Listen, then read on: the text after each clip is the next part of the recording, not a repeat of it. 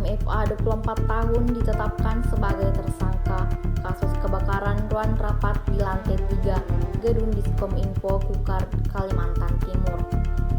MFA diketahui bekerja sebagai operator command center Diskominfo Kukar.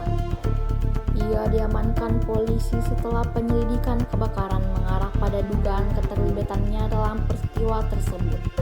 Kebakaran terjadi pada Selasa 11 Agustus 2026 sekitar pukul 7 WITA. Petugas pemadam kebakaran langsung menuju lokasi setelah menerima laporan, kemudian berhasil memadamkan api sekitar pukul 9.20 WITA.